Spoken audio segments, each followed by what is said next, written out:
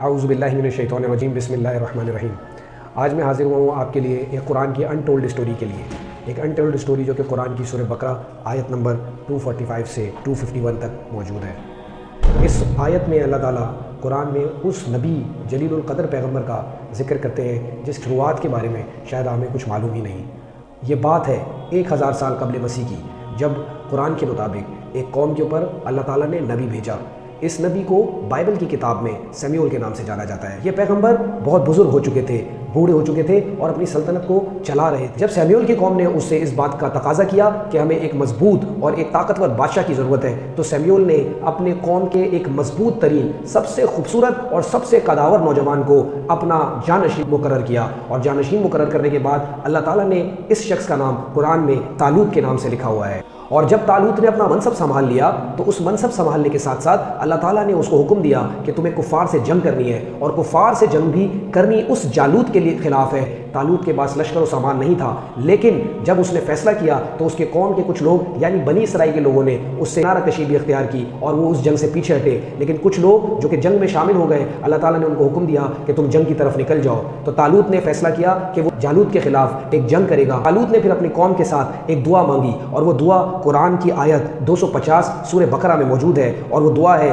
ربنا افرغ علینا صبرا وثبت اقدامنا وانصرنا علی القوم الکافرین۔ اے ہمارے رب، ہم پر صبر فیضان کر اور ہمارے قدم جما دے، اور کافروں کے گروہ کے مطابق ہمیں فتح نصیب کر۔ اور یہ دعا قرآن کے اندر لکھی ہوئی ہے اور ہم مسلمان بھی اس کو آج تک پڑھتے ہیں۔ اور پھر واقعہ یہ ہے کہ جب طالوت اپنے لشکر کو لے کر جالوت کے خلاف جنگ کرنے کے لیے گیا تو بیچ میں ایک دریا آ گیا، اور اس دریا کے اوپر اللہ تعالیٰ نے حکم دیا کہ اس دریا سے پانی نہ پینا، ہاں چلو بھر ضرور پی سکتے ہو، لیکن جو لوگ اس دریا سے پانی پئیں گے وہ ہم میں سے نہیں ہوں گے۔ قرآن کے مطابق جب جالوت کا لشکر طالوت کے سامنے آ کھڑا ہوا، تب طالوت کی جو طاقت تھی وہ انتہائی کمزور تھی، اور ان کو یہ لگتا تھا کہ ہم تو یہ جنگ ہار جائیں گے، لیکن یقیناً خدا کی نصرت ان کے ساتھ تھی۔ اور خدا کی نصرت کیسے ساتھ تھی کہ ایک کم سن نوجوان یعنی حضرت داؤد علیہ السلام اچانک اپنے لشکر کے ساتھ بڑھے اور انہوں نے جالوت کا قتل کر دیا۔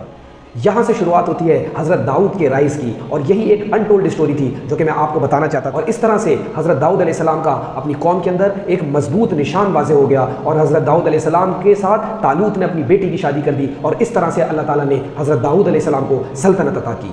اور میں یہاں پر آپ کو یہ بات بتانا چاہوں گا کہ جب طالوت کا لشکر جالوت کے پاس گیا تو اللہ تعالیٰ نے ان سے فرمایا کہ اس لشکر کے بعد تمہیں اپنا تابوت سکینہ مل جائے گا۔ اور یہ تابوت سکینہ کیا ہے؟ یہ تابوت سکینہ یہ اسی تابوت کی بات ہے جس میں بنی اسرائیل کے تبرکات رکھے ہوئے تھے، اور یہ تبرکات کے اندر خاص طور پر وہ تختیاں موجود تھیں جو حضرت موسیٰ کوہ طور سے لے کر آئے تھے۔ اس تابوت سکینہ کے اندر حضرت موسیٰ علیہ السلام کا عصا موجود تھا، اور حضرت ہارون کی بھی کچھ تبرکات موجود تھے۔ اور یہودیوں کو یہ لگتا تھا کہ جب سے ان کا تابوت سکینہ ان سے کھویا ہے، ان کا مقام پوری دنیا میں کم سے ہوتا جا رہا ہے۔ اسی سلسلے میں آج بھی یہود اور نصارہ تابوت سکینہ کی ڈھونڈائی کی طرف موجود ہے، اور ان کو یہ شک ہے ہیکل سلیمانی کے اندر وہ تابوت سکینہ ہے، اور اگر وہ اپنا تابوت سکینہ پا لیں گے تو ایک بار پھر سے بنی اسرائیل پوری دنیا کے اوپر قابض ہو جائے گی۔ اور اسی سلسلے میں آج بھی فلسطین میں جنگ چل رہی ہے، اور وہ جنگ یہی ہے کہ ان کو لگتا ہے کہ جو مسجد اقصیٰ کا مقام ہے وہاں پر تابوت سکینہ دفن ہے۔ اور یہاں سے ہمیں پتہ چلتی ہے کہ حضرت داؤد علیہ السلام کے بعد پھر حضرت سلیمان علیہ السلام کی حکومت آئی، اور جب ہیکل سلیمانی بیبلونینز نے تباہ کر دیا تو وہاں پر آج ایک ویسٹرن وال موجود ہے جس کے عقب میں مسجد اقصیٰ بھی موجود ہے۔ اسی سلسلے میں یہودی آج بھی مسجد اقصیٰ کو شہید کرنا چاہتے ہیں۔ تو یہ اسٹوری تھی حضرت داؤد علیہ السلام کی، اور میں امید کرتا ہوں کہ اگلی ویڈیو میں کسی اور پیغمبر کی آپ کے سامنے قرآن سے ہی بیان کی جائے گی۔